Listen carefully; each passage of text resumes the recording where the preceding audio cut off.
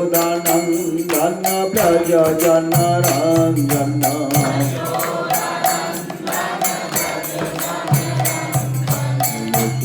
यशोदानंदन व्रज जन रंजन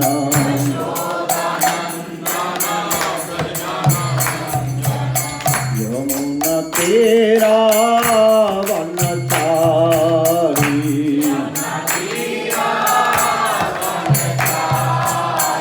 यमुना तेरा वनचारी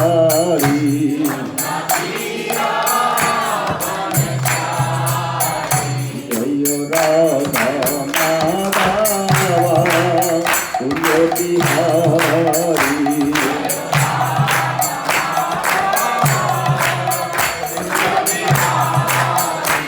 Hare Krishna, Krishna Krishna Hare Hare, Hare Rama, Hare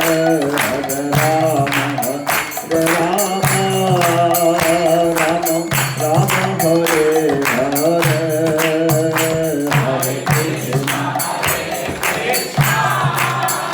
Krishna Krishna Hare Hare, Hare Rama,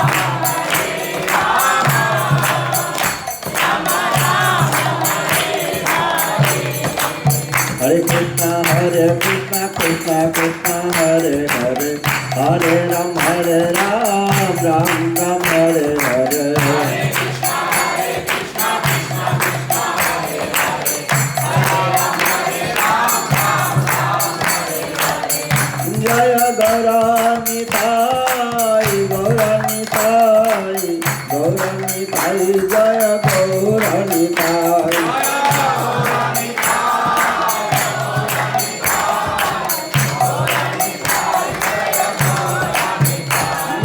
Krishna Balaram, Krishna Balaram, Krishna Balaram, Jaya Vrindavan Dham. Krishna Balaram, Krishna Balaram, Krishna Balaram, Jaya Vrindavan Dham. Jaya Radha Shama Sundar, Radha Shama Sundar Radhe.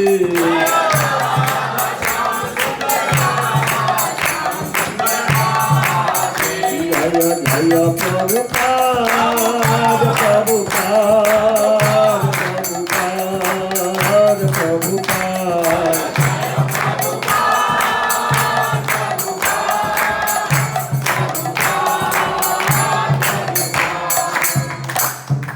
जय नित्य कृष्ण विष्णुपाद प्रभु परिव्राज गचरिष्ठ दर्शक कृष्ण कृपा से उतलाभाय चरणारिंद भक्तवृंद शमशिल प्रभुपाद की अनंत कटि वैष्णव वृंद की निताय गौर प्रेमानंदे। ओम अज्ञानतिमिरन्धस्य ज्ञानाञ्जनशलाकया चक्षुषं तस्मै श्रीगुरुवे नमः। श्रीचैतन्यमनोभीष्टं स्थापितं येन भूतले स्वयं रूपकदामि ददाति स्वपदाति। वन्देऽहं श्रीगुरो श्रीयुतपदकमलं श्रीगुरुन् वैष्णवं च श्रीरूपं साग्रजातं सहगण रघुनाथान्वितं तं सजीवं साद्भुतं सवद्भुतं परिजनसहितं कृष्ण चैतन्यदेवं श्री राधा कृष्ण पदां सहगण ललिता श्रीकृष्णां च। नमो विष्णुपादाय कृष्ण पृष्ठाय भूतले श्रीमते भक्तिवेदान्त स्वामी नित्यानंदे। नमस्ते सरस्वती देवे गौरवाणी प्रचारिणे निर्विशेष शून्यवादी पाश्चात्यदेशतारिणे वंशाकल्पतरुभ्यश्च कृपासिन्धुभ्यश्च पतितानां पावनेभ्यो वैष्णवेभ्यो नमो नमः। नमो महावदन्याय कृष्ण प्रेम हृदयते कृष्णाय कृष्ण चैतन्य नामनाय गौरते नमः। हे कृष्ण करुणा सिंधु दीनबन्धो जगत्पते गोपेश गव्यकान्त राधाकान्त नमोस्तुते। तप्त कांचनी गौरांगी राधे वृंदावनेश्वरी विश्वभानुसुते प्रणाम। जय श्री कृष्ण चैतन्य प्रभु नित्यानंद श्री अद्वैत गदाधर श्रीवासदि गौर भक्त।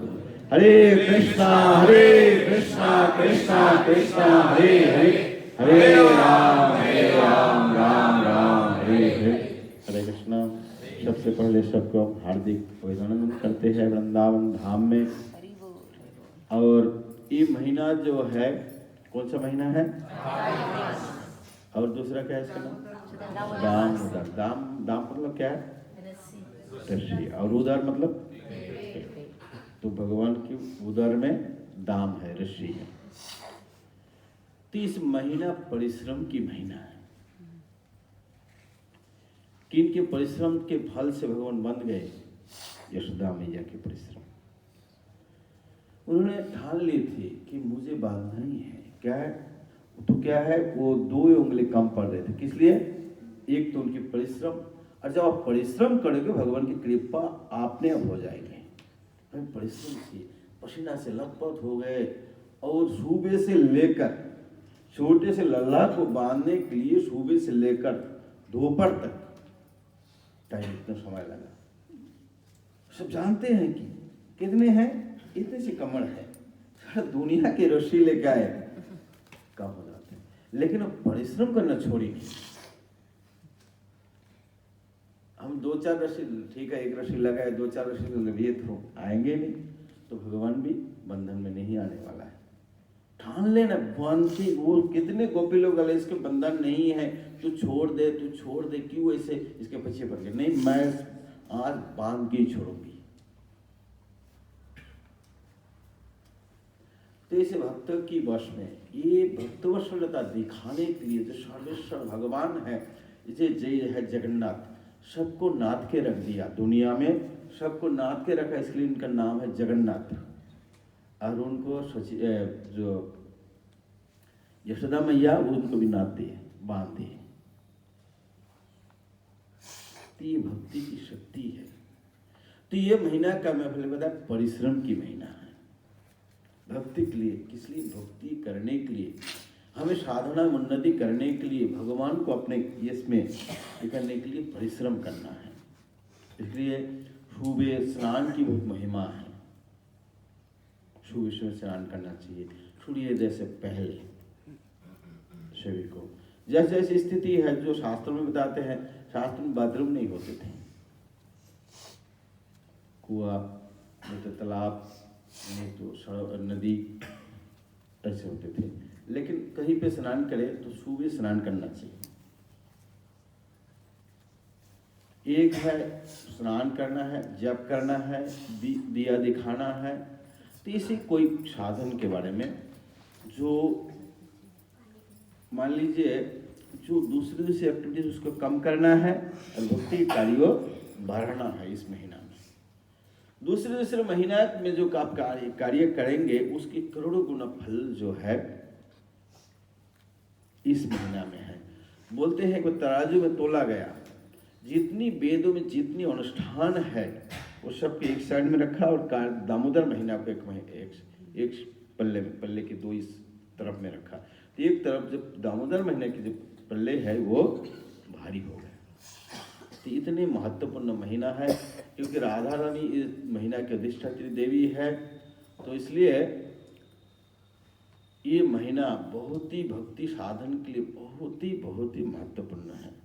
बोलते ये जो आप लोग मंदिर आदि परिक्रमा, बोले पग पग में मंदिर की परिक्रमा आदि करेंगे, पग पग में अश्वमेध यज्ञ के फल है।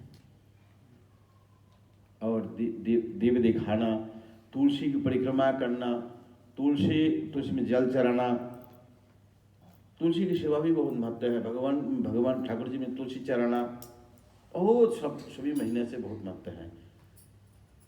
तो इसी प्रकार इस महीना साधन की, परिश्रम की, इसलिए सभी दूसरे कार्य थोड़ा कम करके भक्ति कार्य में करना चाहिए।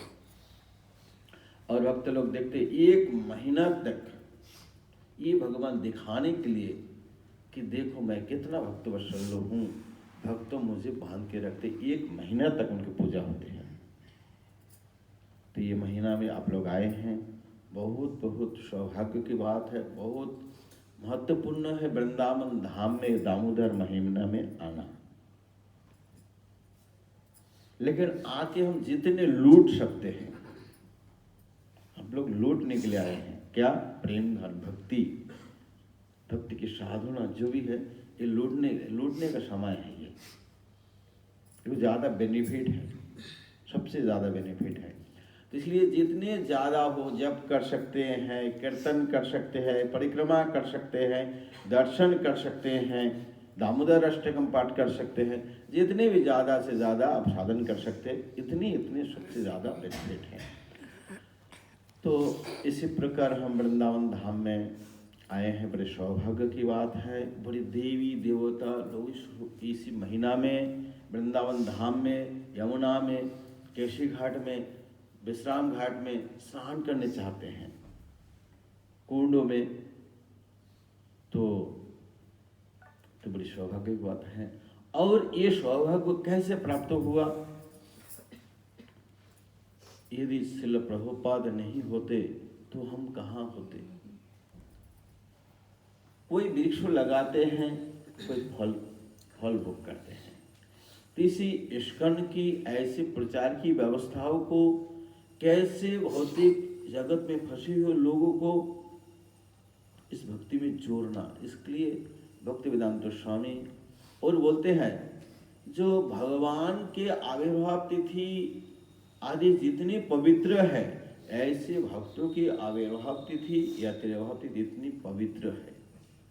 जैसे भगवान की जन्माष्टमी आदि मनाते हैं, ऐसे जो आचार्य है इनके जन्मदिन आगमन को बोलते हैं आविर्भाव और गमन को बोलते हैं तिरोभाव। जैसे सूर्य उदय हुआ ये आविर्भाव है, सूर्य अस्त हो गया ये तिरोभाव है। इसी प्रकार प्रभुपाद सबसे पूजनीय है। मुझे लगता है प्रभुपाद सबको अच्छा लगता है, बहुत है कि नहीं लगता है? मुझे तो बहुत अच्छा लगता है। तो और हमें लगता है कि यही अभी भी प्रभुपाद थोड़ी दिन पहले प्रभुपाद के। इसी प्रकार प्रभुपाद जी बोलते हैं, मैं तब तक जीवित रहूँगा कि आप लोग एकत्रित होकर रहेंगे, हमारे इस वाणी को आप लोग आगे पहुँचाएंगे, प्रचार करेंगे, तब तक मैं इसी गीता की आदि जो ग्रंथ आदि लिखे हैं इसको आगे बढ़ाएंगे, तब तक मैं जीवित रहूँगा। इसलिए प्रभुपाद जी के तिरुभाव तिथि हैं, जिन्होंने अपने इतनी अंतिम समय में प्रचार की इतनी भावना इनके मन में थे। एक बार विदेश गए, विदेश से आए, तबीयत खराब हो गया, बम्बई में रह रहे थे। बम्बई से रामकृष्ण बजाज और कहा के गवर्नर थे, ये दोनों बजाज कंपनी के डायरेक्टर थे। ये लोग आके प्रभुपाद जी से मिले और उन्होंने, प्रभुपाद की हेल्थ थोड़ा ठीक नहीं थे, उन्होंने दोनों बोले कि आप ऋषिकेश में चले जाइए। और उस दोनों ने, रामकृष्ण बजाज जी और एक गवर्नर थे, उन्होंने दोनों प्रभुपाद के लिए ऋषिकेश में घर, उनकी मकान रहने के लिए व्यवस्था कर दी है। तो प्रभुपाद जी ऋषिकेश में रहे। ऋषिकेश में बहुत उस समय वातावरण बहुत अच्छा था, इतना बिल्डिंग आदि, इतना पोल्यूशन कम थे, बहुत अच्छा था उसी समय। तो प्रभुपाद उधर ऋषिकेश में गंगा दूसरी छोर पे रह रहे थे। कुछ दिन रहने के बाद प्रभुपाद जी एक दिन रात में प्रभुपाद जी के साथ 2-2 घंटा करके रहते थे, कोई जाग के रहते थे कि एक्चुअली प्रभुपाद की सेवा बहुत होती थी, बहुत सेवा करते थे, हर होल नाइट जग के रहते थे। प्रभुपाद की कब क्या जरूरत पड़े तो 2-2 घंटा करके शिफ्ट बनाए थे। तभी एक दिन से प्रभुपाद जो उसी समय रात को 12 बजे 1 बजे प्रभुपाद जो उनको बुलाए कि देखो आप सुनो, तमाल कृष्ण महाराज जी सेक्रेटरी सचिव थे उनकी, तो उनको बुलाया, तो तमाल को बुलाओ। प्रभुपाद जी तमाल कृष्ण महाराज को बोलते तमाल, तो बोले तमाल को बुलाओ। बुलाए, उन्होंने मच्छरदानी, प्रभुपाद हमेशा ये जो है ना, ये सब किसी अलाउड पर ये सब नहीं लगाते थे, हमेशा मच्छरदानी लगाते थे। तो मच्छरदानी उठा के उन्होंने सिर अंदर की, तमाल कृष्ण महाराज जी बोला कि मुझे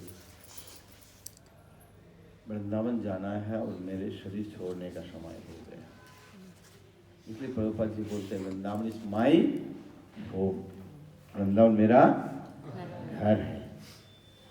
तो इसलिए बोले कि मुझे काल सुबह वृंदावन ले चलो और टाइम आ गया, मैं शरीर छोड़ना चाहता हूँ। तो सभी लोग रात और कोई सोया नहीं, जो भी सामान पैक किए सुबह प्रभुपाद जी को कार में लेके आए। दिल्ली में आकर तो भी व्यवस्था नहीं थी इतना। ISD कल करके सभी प्रभुपाद के जो वरिष्ठ शिष्य है सबको फोन करके बोले कि ऐसे ऐसे प्रभुपाद जी के विचार है, तो सभी लोग आ गए। प्रभुपाद बहुत दिन बाद वृंदावन आए तो वो सभी लोग बहुत आनंदित हो गया। लेकिन जब प्रभुपाद के कमरे में प्रभुपाद जी दर्शन किए, कृष्ण गौरनिताय कृष्ण राम राधा श्याम से दर्शन करके जब अपने कमरे में गए, उसी समय प्रभुपाद जी जब बोले कि मैं इसलिए आया हूँ, सभी बहुत आनंदित हुए। तो प्रभुपाद जी आए, लेकिन प्रभुपाद जी बोले कि मैं भी शरीर छोड़ना है मुझे, तो सभी लोग रोने लगे। तो प्रभुपाद जी समझाए। इसी प्रकार प्रभुपाद रहे। खाना प्रभुपाद ज़्यादा मेडिकल ये नहीं लेते थे। कुछ बहुत बोलने के बाद कुछ आयुर्वेद, तो सभी लोग बोलने लगे, सभी लोग रोने लगे, भगवान से प्रार्थना करने लगे। तो प्रभुपाद जी ने बोले कि प्रभुपाद पहले 12 साल तक रहे, तो बनमाली कवराज गोपीनाथ बाजार जो है वो गोपीनाथ के नाम से है। अभी भी पैसा चांदा देते हैं, मतलब किराया देते हैं गोपीनाथ जी को। मार्केट जो सामने है ना, उसके नाम है क्या, गोपीनाथ बाजार। तो गोपीनाथ बाजार में बनमाली कविराज है आयुर्वेदिक डॉक्टर, उनको बुला के लाओ।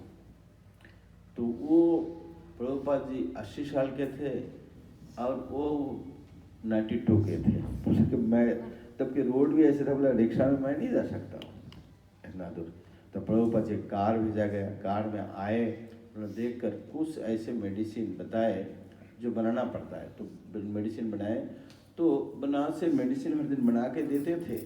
तो प्रभुपाद की तबीयत थोड़ा ठीक होने लगा। जब थोड़ा ठीक होने लगा, मेडिसिन काम कर रहा था, प्रभुपाद बोला मैं प्रचार के लिए चले जाऊंगा। सभी भक्त लोग रोए, कविराज भी बोले, बनमाली कविराज साहब मत जाइए प्रभुपाद जी, अभी दवाई काम कर रहे हैं, अब शरीर ठीक हो रहा है। तो प्रभुपाद जी बोले नहीं, मुझे जाना है। तो देखिए प्रचार की कितनी भावनाएं हैं दूसरे लोगों का हित करने के लिए। अपने शरीर की कोई ध्यान नहीं है, लेकिन दूसरे की भला करना है, क्योंकि इतनी माया में लोग फंसा हुआ है। एक वैष्णव जो है वो बड़ो दुखी में दुखी होते हैं। तो श्रील प्रभुपाद जी किसी की बात माने नहीं गए, लेकिन जाके फिर विदेश में फिर तबीयत खराब हो गया। फिर प्रभुपाद जी फिर आए और दोबारा उस दवाई और काम नहीं किया। तभी प्रभुपाद जी, वही आप लोग देखेंगे, वीडियो देखेंगे होंगे, बिल्कुल हड्डी के हड्डी थे, चमड़े से, तो लेकिन भागवत को अनुवाद करते थे। तो आज के दिन है, आज के दिन शाम के समय श्रील प्रभुपाद जी सभी लोगों को छोड़कर, भगवान के ऊपर छोड़कर प्रभुपाद जी, इस आज की तिथि है दामोदर महीने के कृष्ण पक्ष की चतुर्थी तिथि। इस तिथि में श्रील प्रभुपाद जी शाम के समय अपने शरीर छोड़ के भगवत धाम में चले गए। तो यही प्रभुपाद जी की तिरुभाव तिथि है। हम इसी समय हमेशा मनाना चाहिए, सुनना चाहिए प्रभुपाद जी की कथा। जैसे भगवान की कथा होते हैं, ऐसे भक्तों की कथा भी इतना पवित्र होते हैं। जैसे 10वें स्कंद में आप लोग देखेंगे भगवान की कथा है, 7वें स्कंद में देखेंगे प्रहलाद महाराज जी की कथा है। ये दोनों मिला के भागवत होते हैं। तो हमेशा इनके लिए, प्रभुपाद जी के लिए आदर देना चाहिए। प्रभुपाद जी तब तक खुशी रहेंगे, हम कैसे एकत्रित रहेंगे और प्रभुपाद की इस वाणी को हम आगे बढ़ाएंगे, तभी प्रभुपाद खुशी रहेंगे। यही सबकी इच्छा होनी चाहिए, प्रभुपाद की खुशी रखने का। ठीक है, हम प्रभु जी बोले कि हम लोग दर्शन करके आए मंदिर, राधा मदन मोहन, राधा गोविंद, राधा गोपीनाथ। जयो राधे जयो कृष्ण जयो वृंदावन, श्री गोविंद गोपीनाथ मदन मोहन। तो मदन मोहन जी की पहले प्रतिष्ठा हुई इधर। सनातन गोस्वामी जी को महाप्रभु रूप गोस्वामी को महाप्रभु बोले कि जाओ लुप्त तो तीर्थों को उद्धार करो, विग्रह का प्रकाश करो, भक्ति ग्रंथों की रचना करो। महाप्रभु तो बताए, लेकिन महाप्रभु लिखित रूप में, कभी तो कुछ ऐसे महाप्रभु बोले लेकिन लिखित रूप में नहीं था। लिखित रूप में गोस्वामी लोग ने कैसे क्या होना चाहिए, हमारा जीवन के लक्ष्य क्या है, क्या भजन करना चाहिए, क्या करना चाहिए, क्या नहीं करना चाहिए, विधि विधान हरिभक्ति विलास में सारा विधि विधान बताए। और इतने मोटे किताबें हैं। तो इसी पर ये सभी ग्रंथ गोस्वामी लोग ने लिखे और विग्रह के प्रकाश किए। इस विग्रह राधा मदन मोहन जी, पहले आप बिहारी जी जाएंगे, राधा मदन के उधर एक अद्वैत बट लिखा हुआ है, देखें अद्वैत बट। अद्वैत बट में पहले इस मदन मोहन को आचार्यों ने उस बट वृक्ष के नीचे से प्रकट किया था। तो आकाशवाणी हुई कि आप चैतन्य महापुरुष स्वयं भगवान ब्रजेंद्र नंदन श्याम सुंदर नवद्वीप में अवतीर्ण होने वाले हैं, आपको उधर जरूरत है, आप चले जाओ। तो बोले मैं इधर विग्रह की सेवा कर रहा हूँ, मैं कैसे जाऊँ? बोले कि नहीं, आपको मथुरा में परशुराम चौबे को आप विग्रह दे के अब चल दो। तब भगवान की आज्ञा से, और उनको क्या मिला था? कुंज वन में सखी चित्रलेखा सखी के द्वारा भगवान की एक चित्र एक पत्थर में बना हुआ था। क्योंकि भगवान जब वृंदावन छोड़ के चले गए तो राधा रानी जब विरह में व्याकुल हो जाते थे, वो बनाए हुए चित्र को माँ राधा रानी के आलिंगन करती थी, तो उनके भगवान श्री कृष्ण के आलिंगन जैसे सुख उनको मिलते थे। तो इसीलिए बनाए थे। वो कुंजवन में रहा गया था। बोले कि मुझे तो कृष्ण का अलावा, आचार्य बोलते हैं मैं कृष्ण के अलावा नहीं रह सकता। बोले ये कुंजवन में पतले पत्थर में थे। तो उनको लेके वो चले गए शांतिपुर। तो तब से जब सनातन गोस्वामी जी आए तो मदन मोहन के दर्शन मथुरा में हुए, तो उन्होंने उनकी पत्नी परशुराम चौबे की पत्नी जो है वो कैसे देखते थे? अपने बेटा के जैसे देखते थे, और उनके बेटा के साथ खेलते भी थे मदन मोहन जी। तभी और भोजन कैसे माँ जैसे अपने बच्चे के लिए बनाते ऐसी। तो सनातन गोस्वामी बताते हैं कि तुम स्नान करो, पवित्र होकर तुम भोजन बनाओ। तभी भगवान ही ठाकुर जी हैं, कृष्ण स्वयं भगवान हैं। तब सनातन गोस्वामी जब बोले माता जी, तब स्नान आदि करके जब उनके लिए खिचड़ी बनाने गई तो मदन मोहन तब मुझे बहुत भूख लग गया, आप इतना देर क्यों कर रही है? तब जब सनातन गोस्वामी पता चला, बोला ठीक है आप जैसे बना रही थी ऐसे ही बनाओ। तो भगवान प्रेम के पुजारी है, प्रेम के मुखा है। कैसे भावना है भगवान को, भगवान जैसे नहीं, भगवान को अपना बनाना है। भगवान इतना दूर नहीं रहना चाहते हैं भक्तों से, अपना होना चाहते हैं। बोले 4-5 प्रकार से भगवान दास रूप में सेवा करो, नहीं तो बंधु मित्रों के रूप में सेवा करो, नहीं तो बच्चे माता पिता के रूप में भाई भगवान की सेवा कर सकते हैं, भगवान की माता भी तो बन जाओ, नहीं तो प्रिय पत्नी प्रिय पति जो माधुर्य रस में। तो ये संबंध होते हैं, रिलेशन जब तक नहीं होते तो ममता नहीं जन्म होते हैं। एक लड़का एक लड़की रहती है, ममता नहीं होती। जब शादी होती संबंध बन जाते तब ममता हो जाते हैं। एक बीमार हो, एक कुछ हो गया, कोई आए नहीं तो उसको ममता होती है, चिंताएं होती है। इसलिए संबंध रिलेशन भगवान चाहते अपने मुझे अपना ले, उसमें भगवान ज्यादा खुशी होते हैं। किसी पर वो ऐसी सेवा करती थी। तो लेकिन सनातन गोस्वामी को देखकर मदन मोहन जी बार बार बोलते हैं कि मैं बाबा के साथ जाऊंगा, मैं बाबा के साथ जाऊंगा। तो ये बहुत विरक्ति थे। क्या करते थे? माधुकरी करके आटा लेके आते थे। आटा लेके ऐसे तरह पानी में करके बटी जैसी, पूरी तरीके से नहीं, ऐसे बना के कंडा से जैसे आग लगा उसमें सेक के ले लेते थे।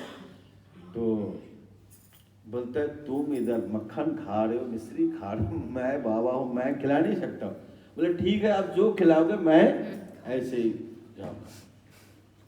तो वो उनकी पत्नी परशुराम चौबे की पत्नी भी, उनको भी भगवान बोल रहे कि मुझे दे दो, बाबा को दे दो, बाबा को दे दो, मैं बाबा के साथ जाऊँगा। तो सनातन गोस्वामी लेने के लिए राजी हो गए। तो मथुरा से उनको लेके आप ऊपर गए थे, ऊपर गए थे टीला में, मदन मोहन की दादा, वो द्वादश आदित्य टीला है। मतलब 12 सूर्य आए थे। भगवान एक बार जब कालिया दहक के लिए भगवान उसमें छलांग लगाए, पानी के अंदर बहुत समय तक रहे, भगवान का शरीर जो है ठंडा हो गया था। तब 12 सूर्य आया था उनको गर्म करने के लिए, 12 हीटर चाहिए था। 12 हीटर ला के उनको गर्म किए, इसलिए वो बोला द्वादश आदित्य टीला, ऊंचा ऊंचा जो जहाँ ब्रज में ऊंचा स्थान को टीला बोलते हैं। तो 12 सूर्य आए थे, इसलिए वो 12 आदित्य सूर्य का एक नाम है आदित्य, तो आदित्य टीला है। इसमें मदन सनातन गोस्वामी रहते थे, और मदन छोटे से कुटिया देखेंगे उसमें मदन मोहन जी रहा, उनको रख दिया, छोटे से कपड़े पहन के वैसे रख दिया, और हर दिन ऐसे माधवगढ़ी करके ला के वैसे देते हैं। मदन मोहन जी अपने हाथ से लेकर खाते हैं। खाते खाते परेशान हो गए, तो अच्छे खाने वाले हैं ना, ऐसे कहा बिना नमक की जला हुआ आटा वाला ऐसे टिक्की क्या खाएंगे वो। हर जगह वो माखन मिश्री अच्छे अच्छे पकवान खाने वाले, 56 भोग खाने वाले कैसे टिक्की खाएंगे, एक दो दिन खा लिया ठीक है, बार ऐसे देते हैं। तो अब नमक भी नहीं है उसमें, बाबा को जो मिलता है वही लेके बना देते हैं बिना नमक के, उनको तो भजन करना है। तो परेशान होकर भगवान बोलते बाबा थोड़ा नमक तो डालो कम से कम, ऐसे टिक्के में खा लूंगा कोई बात नहीं, थोड़ा नमक तो डालो। नाराज हो गया सनातन गोस्वामी, जब मुझे भजन करना है, तुम इतने अच्छे पकवान बनाना, मैं पहले ही तुमको बोला है कि ये इतने पकवान वगैरह मैं नहीं बना के आपको खिला सकता हूँ। तभी ऐसे बोला कुछ करना है तो अपना व्यवस्था कर लो। तो भगवान जी तब रामचंद्र कपूर की नाव को फंसा दिया, फिर उनसे प्रार्थना की नाव को, फिर वर्षा हुई, नाव उनको रेत में फंस गया था, फिर वर्षा हुई, उससे निकाल गए। तो उन्होंने बताया था कि जो भी मेरा प्रॉफिट होगा, लाभ होगा, सभी ठाकुर जी के लिए मंदिर और सेवा की व्यवस्था कर दिए। इसी प्रकार पहले जो टूटा हुआ मंदिर है वो रामचंद्र कपूर जी ने बनाए थे। और मदन मोहन है, इनके नाम क्या है? मदन मोहन। मदन किसको बोलते हैं? काम जो है कामदेव, उसको या काम को मदन कहते हैं, और उसको जो मोहन करते हैं इसलिए मदन मोहन है। एक बार कामदेव जी जाकर नारद जी को परेशान कर रहे थे, बाण, वो जो पंचबाण है, पंचबाण के दौरान तो मोहित कर रहे थे, लेकिन नारद जी बोला मुझे क्या मोहित करोगे, जाओ उधर मदन टेर है, इधर वृंदावन परिक्रमा करते हैं ना, 12 घाट में थोड़ा आगे जाके मदन टेर में भगवान ठाकुर जी बोलते हैं जाओ तुम उधर, ये नव किशोर है, नव किशोरी को लेकर और नृत्य कर रहे, उनको फंसाओ जाके। तो भगवान को काम प्रेरित करने के लिए कामदेव परेशान हो गया, बाण लगा ही नहीं पाया, तब उन्होंने मोहित हो गया। इसलिए मदन भगवान श्री कृष्ण मुक्त पुरुष है, ऐसे काम के द्वारा मोहित नहीं है। काम और प्रेम की बहुत अंतर है। काम बोलते अंधतम है और प्रेम जो निर्मल प्रकाश है, इसलिए जब तक काम रहेगा तब तक प्रेम समझ में नहीं आएगी।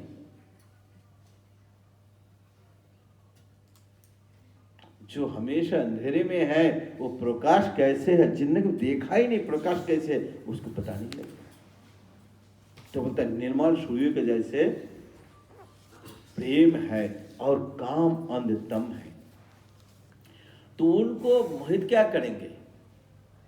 वो गिर गए मदन मोहन, जो मदन है कामदेव गिर गए और उनके चरण में जाके गिरे, तब से इसलिए उनके नाम हुआ मदन मोहन। तो ये मदन मोहन श्री विग्रह है। सनातन गोस्वामी सेवा करते थे। तो एक बार राधा रानी भी आई। राधा रानी आकर उनके लिए भोजन वगैरह बनाए। तो इसके सनातन गोस्वामी जब प्रसाद पाए तो इसको देखकर सनातन गोस्वामी और लोग भी आते हैं, बाबा की भजन में परेशान होते हैं, तो छोड़ के चले गए। जाके उधर गोवर्धन में चकलेश्वर महादेव के उधर जाके सनातन गोस्वामी रहे। कभी कभी इधर आते थे, छोड़ दिए ठाकुर जी को।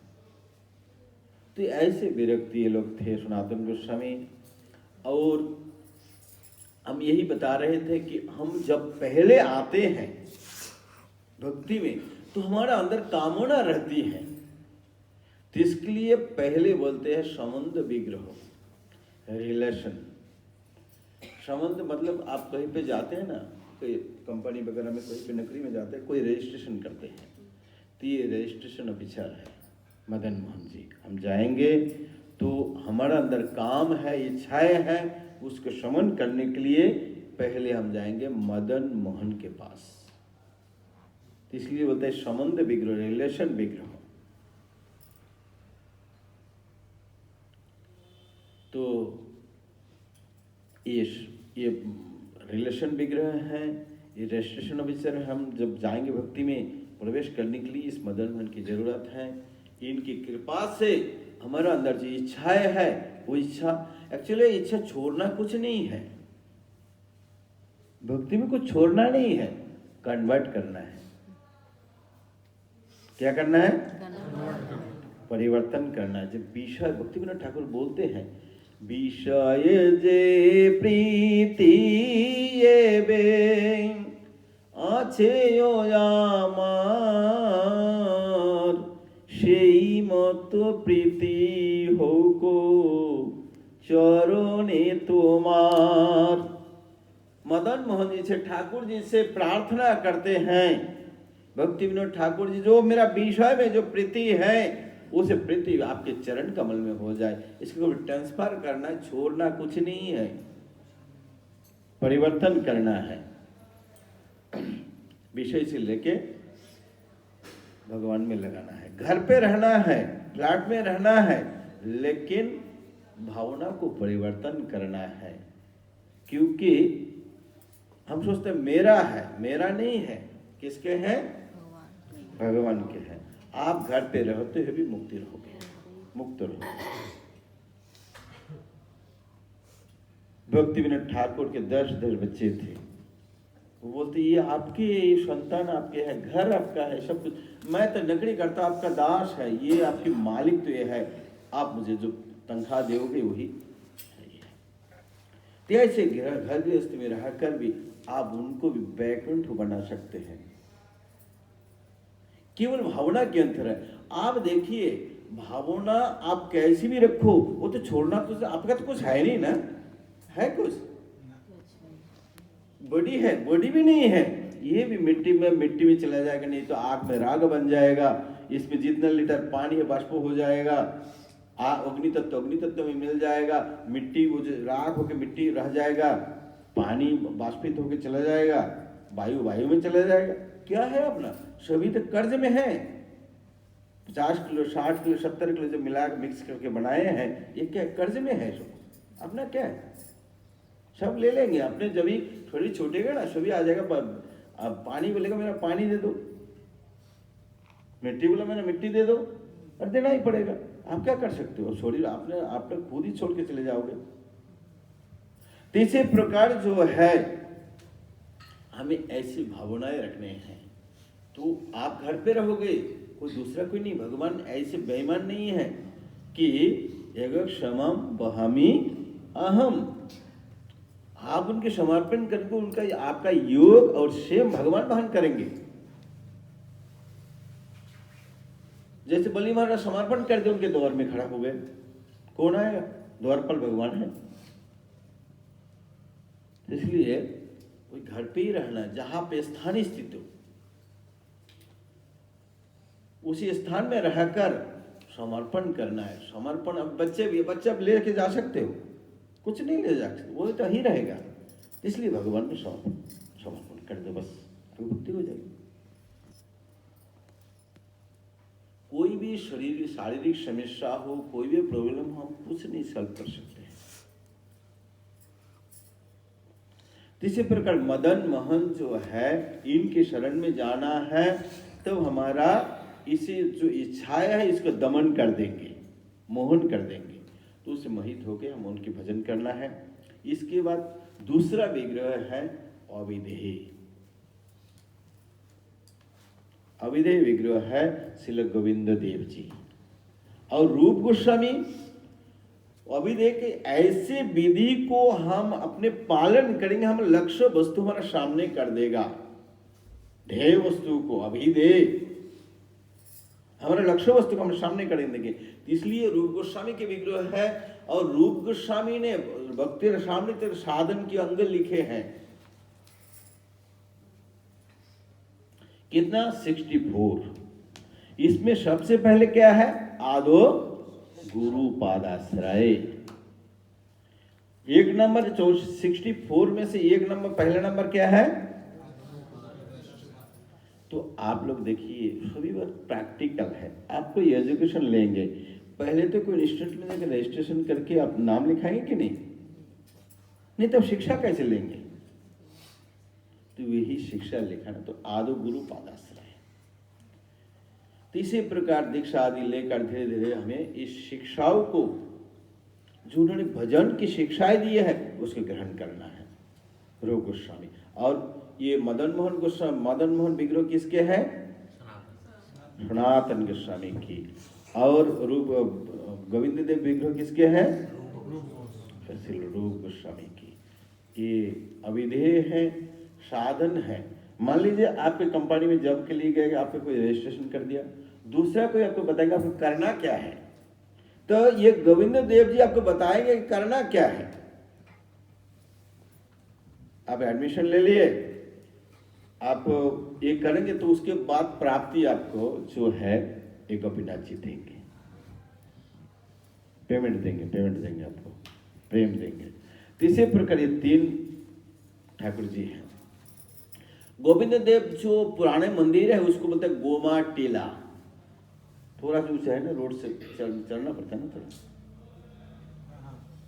थोड़ा सा चढ़ना पड़ता है। वो मदन मंदिर ऐसे नहीं, थोड़ा सा गोमा टीला। तो रूप गोस्वामी उसके नीचे उधर जाएंगे, ब्रह्म कुंड है। ब्रह्म कुंड के तट पे रूप गोस्वामी रो रहे थे। चैतन्य महाप्रभु बोले कि विग्रह के प्रकाश करना, उन्होंने कोई विग्रह का प्रकाश नहीं कर पा रहे थे। उधर बैठे बैठे रूप गोस्वामी रो रहे थे। तभी भगवान श्री कृष्ण एक ब्रजवासी के रूप में आके बताया, बाबा तू रो क्यों रहे हैं? बोला, देख लला, ऐसे ऐसे बात है कि चैतन्य महाप्रभु जो मुझे सेवा दिया मैं सेवा कर नहीं पा रहा हूं। तब बोले कि देख 11 बजे इस गोमा टीला में एक गाय आएगी और वो खड़ी हो जाएगी और उनके थन से अपने आप दूध गिरते रहेगा और उसके नीचे आप खुदाई करना और आपको ठाकुर जी मिल जाएगा। ऐसे बोल के अदृश्य हो गए।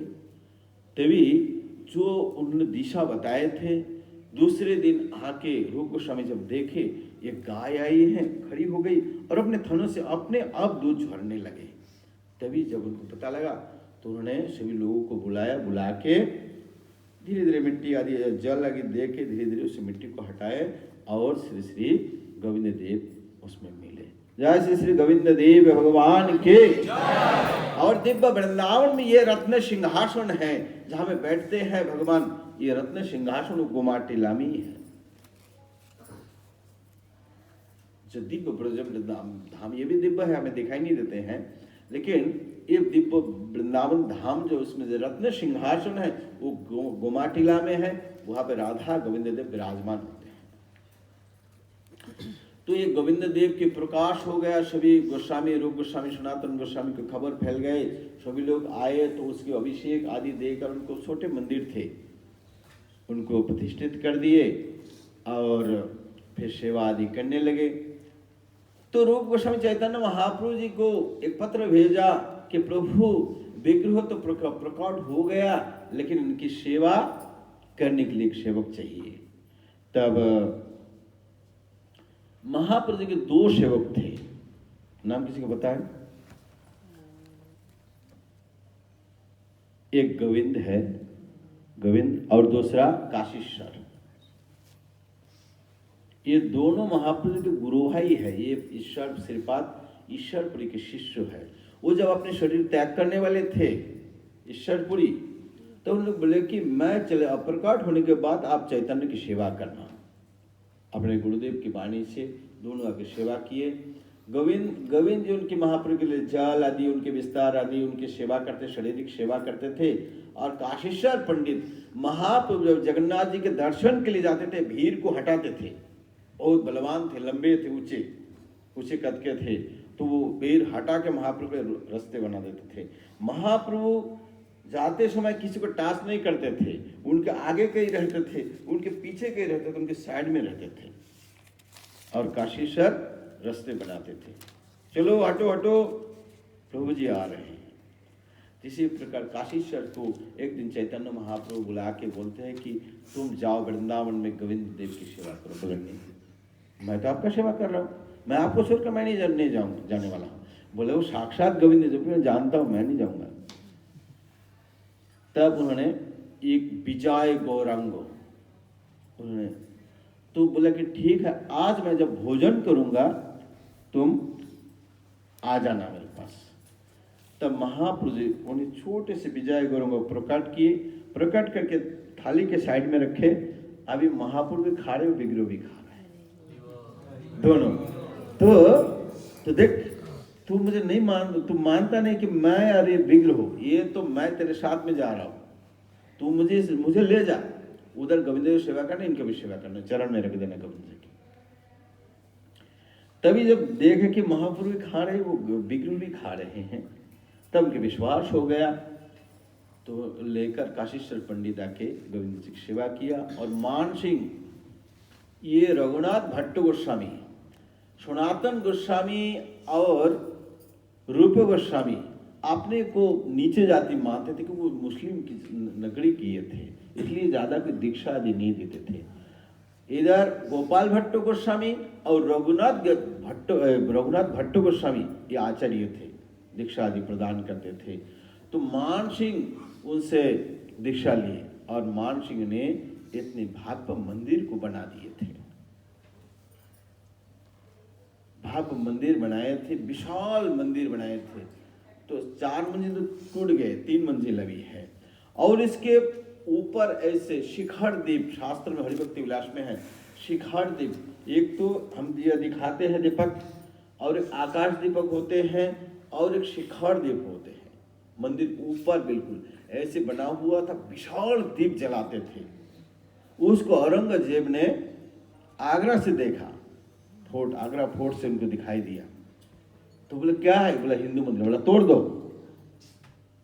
तब से इस मंदिर को तोड़ दिया गया। तो ये हमारा गोविंद देव जी है। इसके बाद हम चलते हैं गोपीनाथ जी। ये याद रखना चाहिए आप लोग को, संबंध है मदन मोहन जी, अविधेय विग्रह है गोविंद जी, और प्रयोजन से लक्ष्य है प्रेम, प्रयोजन विग्रह है श्री गोपीनाथ जी। गोपीनाथ जी के लिए इनके प्रकाश कौन किए? मधु पंडित। सनातन गोस्वामी के मदन मोहन हैं, गोविंद देव जी रूप गोस्वामी के हैं, और गोपीनाथ जी किसके हैं? मधु पंडित। मधु पंडित बंगाल के नवद्वीप के आसपास उनके जन्म हुआ। एक दिन भगवान श्री कृष्ण के सौंदर्यों के वर्णन जब उन्होंने सुना,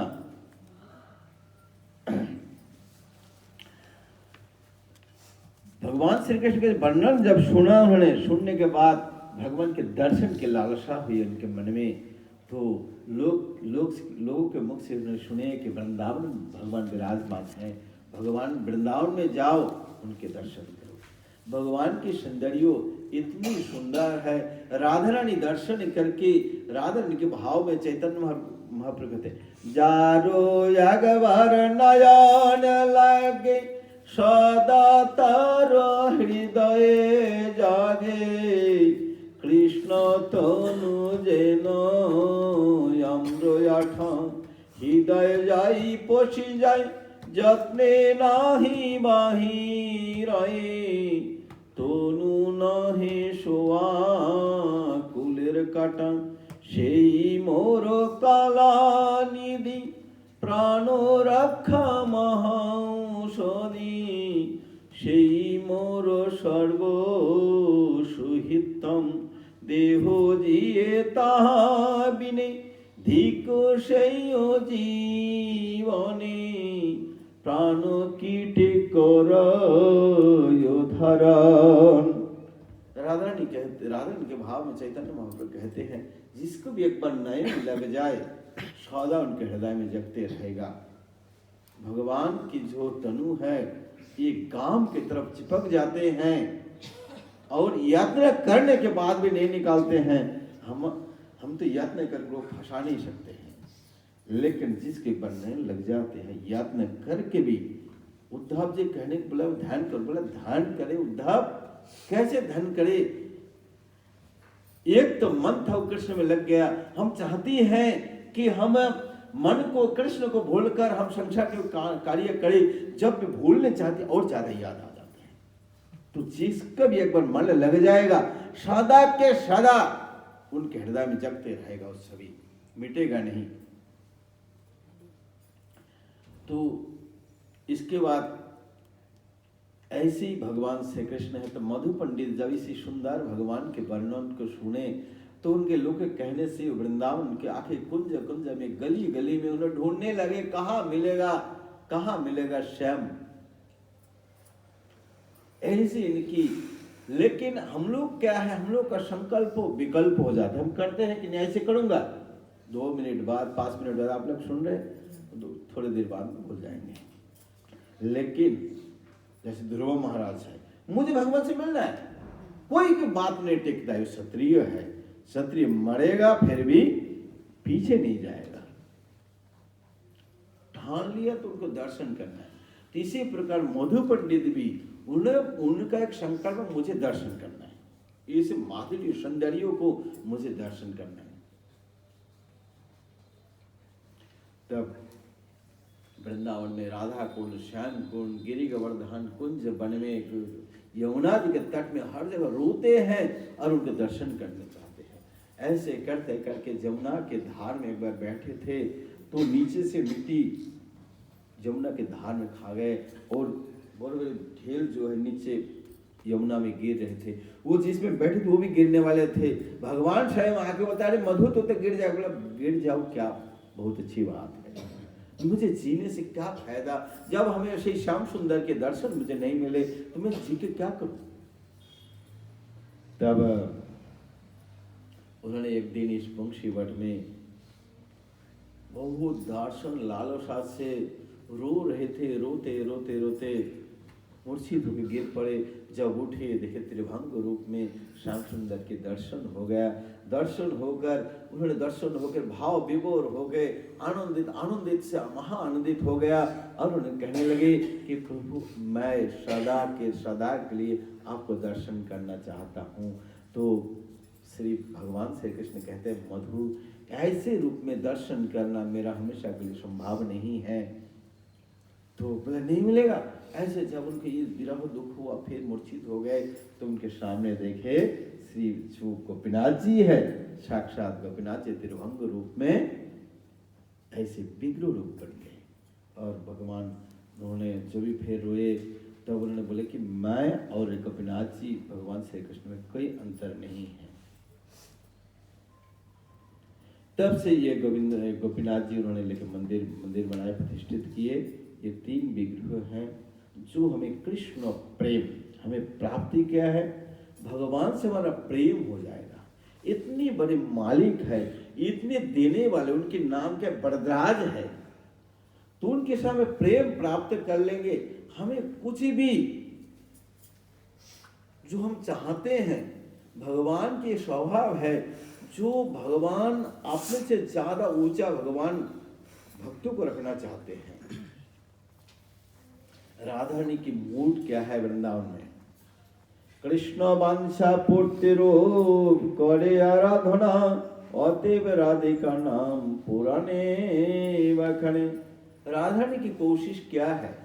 राधा रानी की कोशिश यही है, भगवान श्री कृष्ण की इच्छा पूरा करना है। वो ये मत समझे कि राधा रानी मान कर रही हैं, नहीं, वो मान करने से, ऐसे मान करने से वो कृष्ण ज्यादा खुश होते हैं, इसलिए वो मान करती है। तो राधा रानी की इच्छा का कृष्णो वांछा, भगवान से कृष्ण जो भी इच्छा है, कृष्ण भगवान खुश होंगे। राधा रानी के दिन रात 24 घंटा, दिन महीना के महीना, सालों के साल एक ही कोशिश है, मैं कृष्ण को कैसे खुश करूं और खुश कैसे करूं। एक ही टेंशन है राधा की, एक ही चिंता है, कृष्णो वांछा, उनकी इच्छा को पूरा करना। तो कविराज गोस्वामी दूसरे पदों में बोलते हैं, तो भक्तों की इच्छा कैसे होनी चाहिए? भगवान श्री कृष्ण खुश करना है, और भगवान श्री कृष्ण को खुश करोगे, आप इतने खुश होंगे, इतने खुश होंगे, क्योंकि जब कृष्ण आनंदित होगा, सारा जगत आनंदित रहेगा, कोई दुखी हो ही नहीं सकते। बोलते हैं भागवत में श्लोक है, मूल में पानी जल दोगे तो सारा वृक्ष पुष्पित रहेगा। भगवान श्री कृष्ण सबके मूल है, उनको खुश करेंगे, हमें दुख के कारण ही नहीं है। इसी प्रकार जो है, हमें यही हमारा लक्ष्य होनी चाहिए। तो राधा रानी ऐसे ही कहती हैं, तो कविराज कृष्ण बोलते, और अतएव सर्व पूज्य परम देवता, सर्व पालिका सर्व जगतेरो माता। तो भगवान श्री कृष्ण, हमें भजन करना है, क्या मुझे प्राप्त होगी, भगवान क्या देंगे मुझे, हमें जरूरत नहीं, वो भगवान सोचते हैं। जब छोटे बच्चे होते हैं, बच्चे ऐसे ऐसे वस्तु मांगते हैं जिसको नुकसान करने वाले, शरीर के लिए भी नुकसान करने वाले, जो कोई वैल्यू नहीं, ऐसे ऐसी इच्छा करते हैं। लेकिन माता पिता सोचते हैं कि ऐसे वस्तु दो जिसको मंगल हो, जिसको भलाई हो, तबीयत ना बिगड़े। तो भगवान भी बोलते हैं, पिता, गीता में बोलते हैं, पितामहस्य जगतो माता धाता पितामह। भगवान हमारा माता है, भगवान हमारा पिता है। माता पिता, छोटे बच्चे जब बोल नहीं सकते, माता पिता को पता नहीं चलते उसको क्या हुआ, रोते रहते हैं। लेकिन भगवान ऐसे माता पिता नहीं है, वो सब कुछ जानते हैं। वो करोड़ जन्म से पहले के भी क्या हुआ वो भी जानते हैं, आगे क्या होगा वो भी जानते हैं, अज्ञात नहीं है। चित मतलब ज्ञानमय है भगवान, सत चित और आनंद। हो गया टाइम?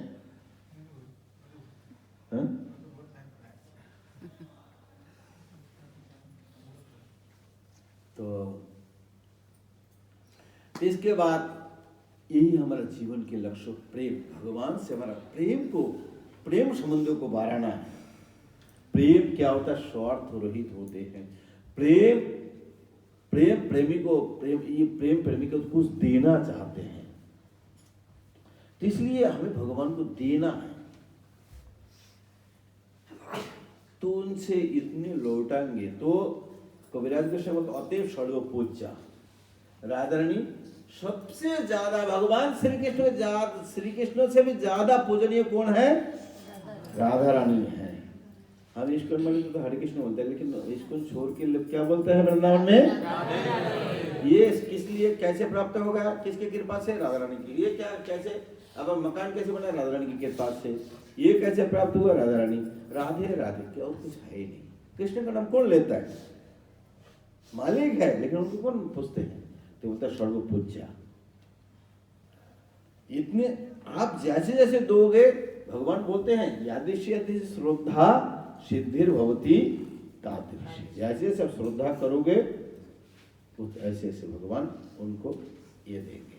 तो राधा का 100 से ज्यादा पूरा संपूर्ण शरणागति है, इसलिए भगवान उनको इसे पहले क्या था, पहले था कृष्ण और राधा लिखा हुआ था, तब भगवान ठाकुर जो करेक्शन किए, करेक्शन करके क्या लिखा, राधा कृष्ण, राधा श्याम सुंदर मंदिर, राधा गोविंद देव, राधा माधव, राधा जी पहले है। ये भगवान श्री कृष्ण इनको ऊपर सबसे ऊपर रखे, सर्व पूज्या परम देवता, सबके पालन करने वाली है और जगत की माता है, भगवान जी है। आप कभी नहीं ठगेंगे, आप सोच भी नहीं सकते हैं कि हम भगवान में समर्पित करें तो भगवान हम कितने कुछ देने वाले हैं। तीसरे प्रकार प्रेम संबंधों बढ़ाना है, तो ये जो प्रेम है यही हमारा लक्ष्य है, प्रयोजन है। प्रेम पुमार्थ महान, छोटे छोटे लोग से हम प्रेम करना चाहते हैं, उनसे हम दोस्ती बनाना चाहते हैं कि हमें कुछ प्राप्त हो जाए, तो भगवान से आप प्रेम करेंगे तो क्या क्या आपको दुर्लभ रह जाएगा, इतनी शक्तिशाली आप बन जाएंगे। भगवान कुछ चाहे किसको ये नहीं दूंगा, लेकिन प्रेम बोल देंगे तो राधा नहीं बोलेंगे तो टाल नहीं सकते हैं। बलराम जी इसलिए तो हम कृष्ण के साथ डायरेक्ट नहीं जाते हैं, राधा के माध्यम से और गोस्वामी लोग के माध्यम से, बलराम जी के माध्यम से जाते हैं, वो उस बात को टाल नहीं सकते हैं। अपना बात टल जाएगा लेकिन भक्त की बात नहीं टल सकते। इसी प्रकार ये हमारा प्रयोजन विग्रह कौन कौन सा क्या क्या है, तीन विग्रह, तीन क्या क्या है, संबंध है, अभिधेय, तो संबंध विग्रह कौन है, और अभिधेय गोविंद, क्या है सबको, सभी को पता चला ना, याद है कौन है संबंध, अभिधेय कौन है विग्रह, लिखा नहीं इसलिए तो लिखते भूल जाएंगे। गोविंद देव याद रख लो, तीन से हमें संबंध करना है। पहले संबंध जो है चूरना है, वो कौन है, मदन मोहन, और भजन के कार्यों में लगाएंगे जो है, जैसे इसमें से मैं बताया नहीं 64 में से कितना प्रधान है,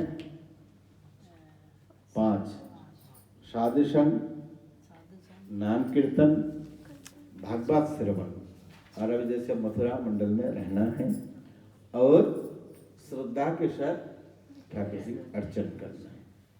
ये क्या है, पंच महासाधन है। और सभी 64 में भगवान की परिक्रमा करना है, तुलसी परिक्रमा करना है, तुलसी पूजा करना है, भगवान के सामने नित्य करना है, स्तुति करना है, एकादशी पालन करना है, जन्माष्टमी व्रत पालन करना है, कार्तिक आदि व्रत पालन करना है, ये सब 64 में आ जाते हैं। 64 में ये सभी आ जाते हैं। तो 5 महासाधन है। ये पहला नंबर क्या है, हरे कृष्णा कृष्णा कृष्णा हरे हरे, हरे राम राम राम हरे हरे। नवदा भक्ति, ये 64 में नवदा भक्ति भी आ जाते हैं। सब कुछ मिला के 64 है। इसमें से महाप्रभु बोले हैं कि 5 महासाधन है। तो इसके माध्यम से जैसे प्रयोजन है, किसी लक्ष्य वस्तु को हमें मिलना है तो उसके लिए हमें कार्य करना पड़ता है ना। अब पैसा चाहिए आपको, महीने में ड्यूटी करना पड़ेगा, नहीं तो दुकान चलाना पड़ेगा, नहीं तो कुछ ना कुछ तो करना पड़ेगा ना। तब तो ये जो है वो पेमेंट जो है वो प्रेम है। अब महीना भर जो कार्य करते हैं उसका जो पेमेंट है वो क्या है, प्रेम है। तो भक्ति कार्य में जो पेमेंट होगा वो क्या है, प्रेम है, कृष्ण प्रेम प्राप्त करना है। और इसके लिए जो कार्य है यही जो है ये नाम जप करना है। उसके बाद साधुओं को संगति करना, साधु संग, नाम कीर्तन, भागवत श्रवण में। भागवत प्रभुपाद बोलते हैं नित्यम भागवत सेवाया। तो कैटेगरी इसमें कहीं हो सकता है, मंदिर में जो मंदिर में है, आस पड़ोस में जो आ सकते हैं तो ठीक है, तो नहीं तो छोटे छोटे नाम भट्ट होते हैं उसमें भी होता है, नहीं तो अपने घर पे सुनना जरूर है। आप घर पे भी सुन सकते हो, आप मंदिर में भी सुन सकते हो, तो कहीं पे नामहट्टो है, नामहट्टो सुन के सुनना है भागवत श्रवण। और मथुरा मंडल प्रभुपाद जी बोलते हैं जो हमारा मंदिर है, जैसे वो चंडीगढ़ में है, छत्तीस में वो एम्बासी होते हैं। एम्बासी को क्या होते हैं, जैसे अमेरिका के एम्बासी भारत में है, तो अमेरिका के रूल चलेगा, जो छुट्टी होगा तो वो जो भी नियम है अमेरिका के रूल चलेगा। इसी प्रकार प्रभुपाद जी बोलते हैं जो मंदिर है ये भी एम्बासी है,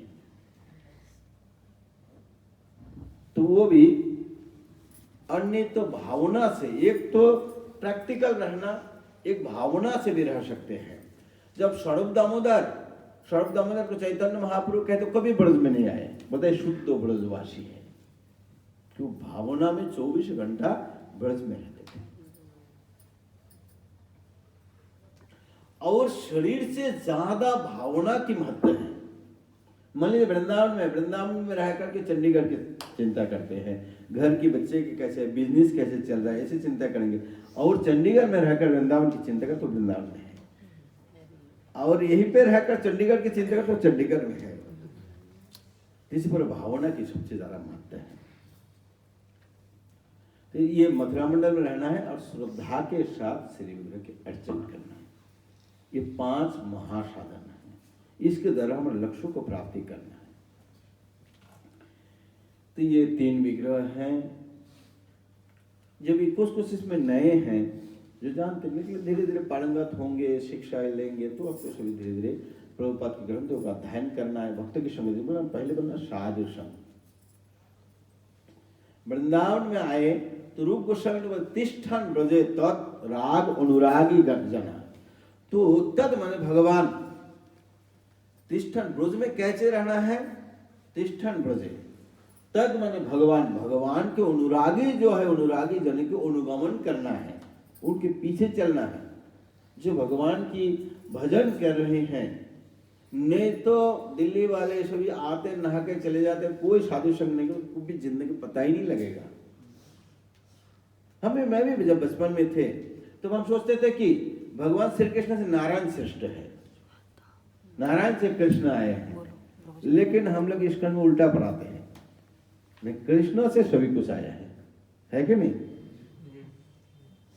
ईश्वर परमा कृष्ण सच्चिदानंद विग्रह अनादि आदि ग्रंथ सर्व कारण चैतन्य महाप्रभु एकला ईश्वर कृष्ण आर सब भित्त जारे जैसे नाचाए तैसे से तैसे करे नित्य। बोलते अकेला ईश्वर कृष्ण है, आर सब भित्त है। बलराम जी भी अपने दास अभिमान करते हैं, तो भगवान होते भी सभी भित्त है। जिसको जैसे नचाते हैं तो वो ऐसे नृत्य करते हैं। एक बार अकबर जो आए थे, एक गोदाविहार मंदिर है, वो भी समझ गया। सभी देवी देवता अवतार सब कुछ बने, मूर्ति बनाने को लगाए थे मिट्टी के, तो सब घूमने के बाद एक दूसरे बीच में एक था, एक पीछे गाय है, बंसुरी बजा रहा है, तो बोलते ये मालिक है, देखो सबके पास कुछ गदा है, किसी के पास जो है धनुष है, किसी को तलवार है, किसी को कुछ है, बोले इनके पास कुछ नहीं, बोले निर्भय है, बोले ये भगवान है। तो मुकुंद के पास कुछ नहीं है, उनके किसी का डर नहीं है, कोई कार्य भी नहीं, बस वो केवल बांसुरी बजाते हैं, नो टेंशन। भगवान तीसरे प्रकार हमें ये ग्रंथ आदि अध्ययन करना है, भक्त की संगति में रहना है, तब तो आप लोग डेवलप, भक्त से दूर रहोगे, डेवलप करना बहुत मुश्किल है। इसलिए सबसे पहले तो साधु संग।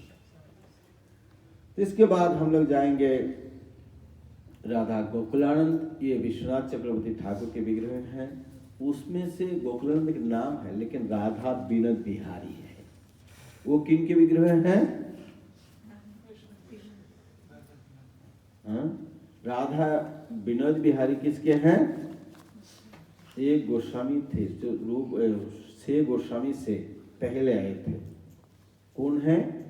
लोकनाथ गोस्वामी। उनकी समाधि उधर है, गोकुलानंद में समाधि है। लोकनाथ गोस्वामी की विग्रह है विनोद बिहारी।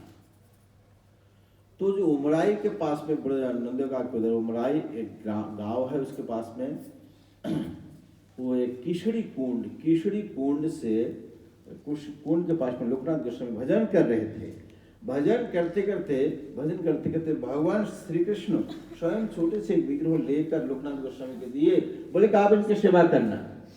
तीर्थ बोले कि नहीं मैं सेवा नहीं कर सकता, मैं विरक्ति, मेरा रहने का स्थान नहीं, कुछ नहीं है, तो मैं इनकी सेवा कैसे करूं? तो राधा विनोद बिहारी उनको देखकर अदृश्य हो गए। वो स्वयं भगवान खुद एक मनुष्य बन के अपना विग्रह लेके आए थे और उनको प्रदान किए। तो इसके बाद विनोद बिहारी रघुनाथ लोकनाथ गोस्वामी को स्वप्न देखा कर बोलते मुझे कौन लाया? मैं ही लेके आया था। तो भगवान से राधा विनोद बिहारी है, लोकनाथ गोस्वामी शिष्य नरोत्तम दास, एक ही शिष्य नरोत्तम दास ठाकुर। तो ये विग्रह लेकर लोकनाथ गोस्वामी घूमते थे। कुछ ही नहीं था उनके पास में, रहने का कुटिया भी नहीं था। आप समझिए इस ठंडी में कोई कुटिया भी नहीं था, तो वो रहने का ठिकाना भी नहीं था। ठाकुर जी को एक झोला में लेकर इधर लटका के रखते थे। लेकिन ठाकुर जी एक भगवान प्रेम चाहते हैं, निष्काम नहीं चाहते, निष्काम कामना नहीं चाहते हैं। कामना वाले को इतना ये नहीं करते हैं, तो निष्काम भक्त को चाहते हैं। भले वो कैसे उस झोला में रहकर भगवान बहुत खुश थे। तो रात को वृक्षों में टांग देते थे और उधर कहीं सो जाते थे। इससे तो उसमें बहुत खुश थे। कोई माधुगरी करके खिलाते थे, टाइम से नहीं खिला पाते थे, इसलिए उन्होंने सोचा कुटिया शिकार किया। कुटिया शिकार करके भगवान को श्रृंगार करके और भोजन बनाने के लिए, भगवान के भोग बनाने के लिए किसी को, कोई भक्त थे इनके, वो उनको बताना था क्या भोग लगाना है।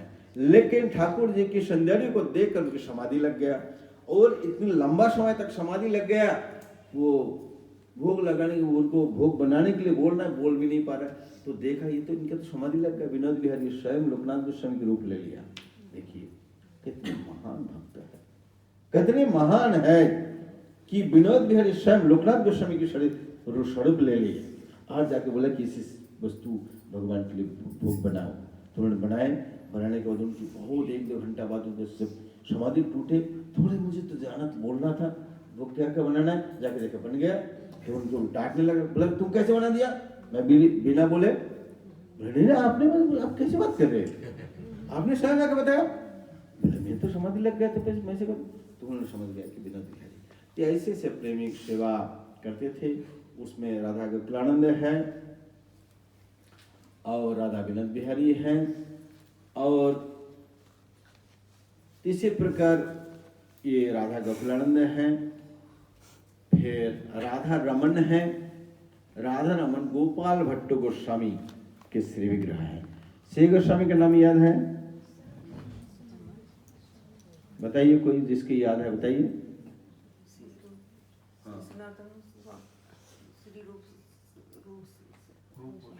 रघुनाथ भट्ट गोस्वामी गोपाल श्री रूप सनातन रघुनाथ गोपाल भट्ट सनातन गोस्वामी, रूप गोस्वामी, गोपाल भट्ट, रघुनाथ भट्ट, एक पद है बंगला में, श्री रूप सनातन भट्ट रघुनाथ, श्री जीव गोपाल भट्ट दास रघुनाथ।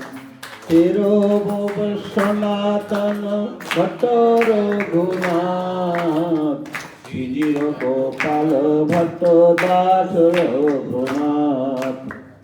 एक्चुअली ये आदर्श है, ये सभी के विग्रह नहीं है। 4 गोस्वामी के विग्रह हैं। किन किन के?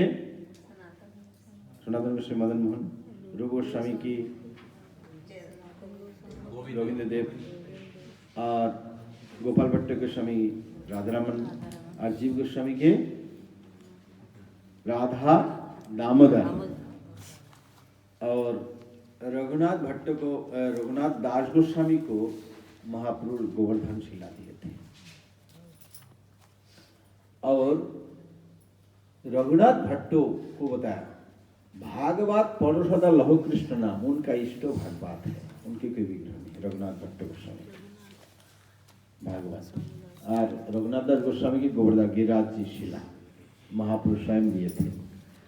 और ये चार गोस्वामी के विग्रह हैं, मदन मोहन सनातन गोस्वामी की, गोविंद देव रूप गोस्वामी की, जीव गोस्वामी के राधा दामोदर है, और गोपाल भट्ट गोस्वामी के राधा रमन। गोपाल भट्ट गोस्वामी दक्षिण भारत के थे। महाप्रभु जब दक्षिण भारत भ्रमण के लिए गए थे, रंग क्षेत्र में वेंकट भट्ट उनको महाप्रभु का आदर निमंत्रण करके ले गए। उनके छोटे 7-8 साल 10 साल या 9 साल के लड़के थे गोपाल, वो महाप्रभु में इतना आकर्षण हो गए। और 4 महीना तक महाप्रभु के नियम था, भोजन करने के बाद महाप्रभु चरण सेवा होती थी। 4 महीना तक सेवा किया। दो भट्ट गोस्वामी महाप्रभु की चरण सेवा करके गोस्वामी बने। रघुनाथ भट्ट गोस्वामी काशी में 2 महीने तक महाप्रभु के चरण दबाए। और गोपाल भट्ट गोस्वामी 4 महीना, ये चतुर्मास क्या कौन सा है? श्रावण, भादो, आश्विन और कार्तिक। 4 महीना महाप्रभु के घर पे थे श्रीरंग क्षेत्र में। उसी समय वो विरक्ति हो गए। माता पिता, महाप्रभु बोले थे माता पिता जब चले जाएंगे भगवत धाम तब आ जाना, तो उनके बाद आ गए। तो रूप गोस्वामी पत्र भेजे महाप्रभु के, गोपाल आ गया। तो महाप्रभु बोले मैं विरक्ति सन्यासी हूं, मैं क्या दूं? महाप्रभु को बैठने का आसन दे दिए। महाप्रभु की वस्त्रों, जो सन्यासी होते 2 वस्त्र होते, एक बहिर्वस्त्र एक अंतर्वस्त्र। अंतर्वस्त्र में डोर और कपिन। एक जैसे वो डोर और 2 वस्त्र पहनते नीचे, अंदर की वस्त्र है, एक बांधने वाला है, एक ये। तो इसमें 2 वस्त्र हैं, डोर और कपिन। और महाप्रभु उनका आसन भेज दिए थे। तो इसके बाद उन्होंने नेपाल गए। नेपाल जाकर गंडकी नदी से ऊपर जाकर दामोदर कुंड से शालग्राम शिला लेके आए थे। शालग्राम शिला लेके आकर अब है ना, उसके देखे उसके समाधि के पास में प्रकाट स्थल है समाधि। तो उन्हें उसी 12 शालग्राम की सेवा करते थे।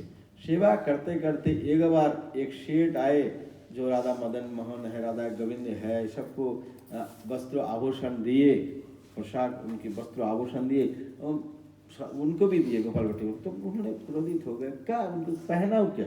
तो गोल गोल है, इसे क्या पहना है? तब उन्हें नरसिंह चतुर्दशी के दिन उन्होंने बहुत खेद आया कि देखो मैं इसे आभूषण दिया, मैं कहाँ पहनाऊं, कैसे क्या करूं? तो उन्होंने बताया था आप प्रहलाद महाराज के लिए खंबे से प्रकट हो गए, मेरे लिए प्रकट नहीं हो सकते। तो ऐसे उनके खेद रखा। तो एक टोकरी में रख देते थे, लटका मैंने वृक्ष आदि में झुला के रख देते थे। तो ऐसे रखे, और जब उन्होंने स्नान आदि करके उन्हें टोकरी खोले तो देखे उसी शालग्राम में से एक दामोदर शालग्राम शिला जो है वो क्या है? ठाकुर जी की मूर्ति बन गए, जो आप राधा रमन को दिखते हैं। जय श्री राधा रमन लाल के। तो राधा रमन लाल हो गए। गोस्वामी लोग को बुलाया गया। गोस्वामी लोग मिलके उनको नाम दिया राधा रमन, श्री राधा रमन। तब उन्होंने सेवा करते थे। और राधा रमन उनके जब विरह होता था, चाहे गोपाल भट्ट गोस्वामी महाप्रभु के दर्शन देने के लिए, तो उसे कभी कभी महाप्रभु के रूप में उस राधा रमन दर्शन देते थे। इसी प्रकार गोपाल भट्ट गोस्वामी की विग्रह, श्री विग्रह है राधा रमन। सभी विग्रह चले गए। जो मूल विग्रह है राधा मदन मोहन, राधा गोविंद, राधा गोपीनाथ, राधा दामोदर, राधा विनोद सभी कहाँ चले गए? राजस्थान चले गए। आप लोग कभी राजस्थान के टूर भी करना, है ना? मदन मोहन और मदन मोहन करली में है, अलग है पूरा। हाँ, करली में और सभी विग्रह जयपुर में है। आप लोग देखेंगे, दर्शन करेंगे कि दूर से, कितनी दूर से मंगल आरती आ जाते हैं। सुबह सुबह स्कूटी में आ जाते हैं, 400, 500, 600, 700, 800 लोग हो जाते हैं मंगल आरती में। 10 किलोमीटर, 15 किलोमीटर ठंडी में, मैं एकदम दिसंबर में स्कूटी चढ़ चढ़ के आते हैं। इतना प्रेम है और अपने राजस्थानी भाषा में अपने अपने भाव में गाते हैं। आप लोग दर्शन करेंगे, दिल खुश हो जाएगा। कितने भावना है लोगों के प्रति। ठाकुर जी वास्तव में ये वृंदावन के राजा है, गोविंद देव जी।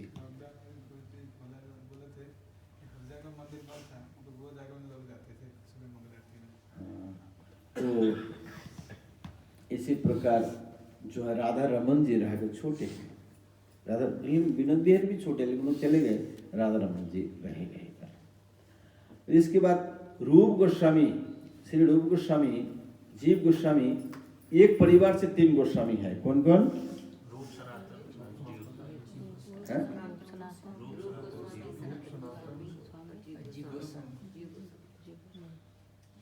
रूप, सनातन, अनुपम तो भाई है, गोस्वामी नहीं है। श्री जीव अनुपम के बेटा है श्री जीव गोस्वामी के भतीजे, रूप गोस्वामी के भतीजे हैं। ये 3 गोस्वामी एक ही परिवार से हैं। तो जीव गोस्वामी, उनके पिताजी भी देहांत हो गया था, वो घर पे थे। तो एक दिन माता जी से पूछे कि माता जी बताए कि तेरा ताऊ जी, दोनों ताऊ रहते हैं तो ऐसे ऐसे रहते हैं, मंडन, मस्तक मंडन करके, और जैसे कपिनाजी धारण करके छोटे से वस्त्र पहनते हैं। तो जीव गोस्वामी माता जी से कहते हैं कि मुझे भी ऐसे एक बार सजा दो। तो सजा दिए तो मतलब मुझे बहुत अच्छा लगता है। तो कुछ बड़े हो गए, शिक्षा में उच्च शिक्षा लेने के लिए नवद्वीप आए। नवद्वीप से उन्होंने काशी में आके सबसे ज्यादा विद्वान हैं शिव गोस्वामी। 4000 श्लोक की रचना किए हैं। 4 लाख। रूप गोस्वामी 1 लाख श्लोक की रचना की है।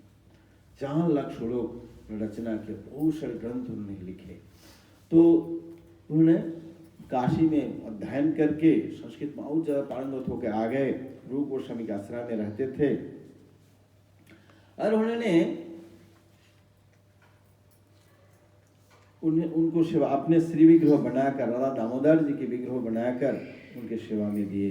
राधा रमन से इतना, राधा दामोदर में इतना प्रेम था, जब जीव गोस्वामी कभी इधर उधर चले जाते थे तो राधा दामोदर बंसुरी बजा के उनको बुलाते थे, तो उनसे बातचीत होता था। इसी प्रकार ये राधा दामोदर जी भगवान हैं। उसमें सनातन गोस्वामी जब बहुत वृद्ध हो गए थे, वो चकलेश्वर में रहकर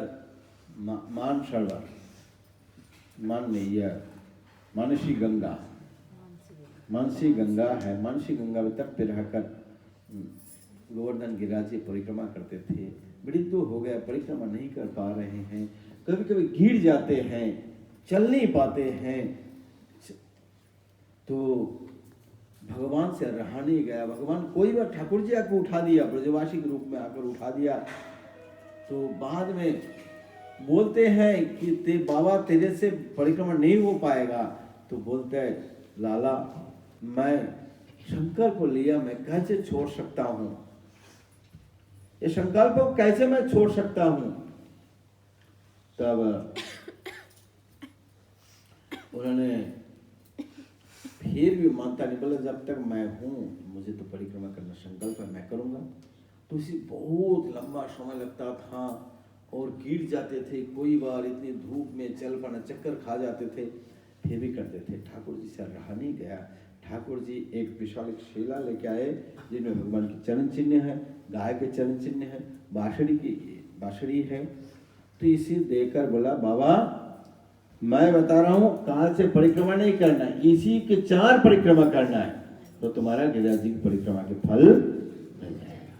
तब से वो उसी शिला भी राधा दामोदर मंदिर में है और उसमें भूगर्भ गोस्वामी के श्री विग्रह है, कृष्णदास कविराज गोस्वामी के श्री विग्रह है, राधा वृंदावन चंद्रो, राधा चलचिकन, भूगर्भ गोस्वामी जयदेव गोस्वामी, राधा माधव है। तो ये वृंदावन की संक्षेप में।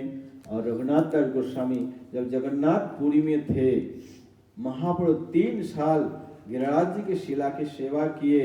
सेवा करने के बाद रघुनाथ के वैराग्य को देखकर महाप्रभु ने शिला दिए और शिला देकर बोले कि 8 मंजरी देना है, तुलसी मंजरी। कैसे बोला, महाप्रभु देकर बोलते साक्षात जो है ये ब्रजेंद्र नंदन श्याम सुंदर है, इनकी सरल सेवा करना है, 8 तुलसी जल से स्नान कराना है, 8 तुलसी मंजरी देना है।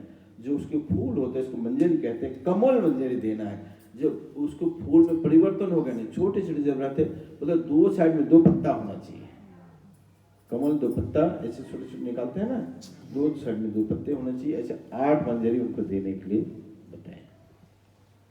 तो ये गोस्वामी लोगों की संक्षेप में हम चर्चा किए हैं और आप लोग भी थक गए हैं तो आप लोग कल कामवन जाएंगे। कामवन की लीला भगवान बहुत विशाल, बहुत लीला कामवन की है। लगाया है, भोजन भली है, जुमला कुंड है, पांडव का गाद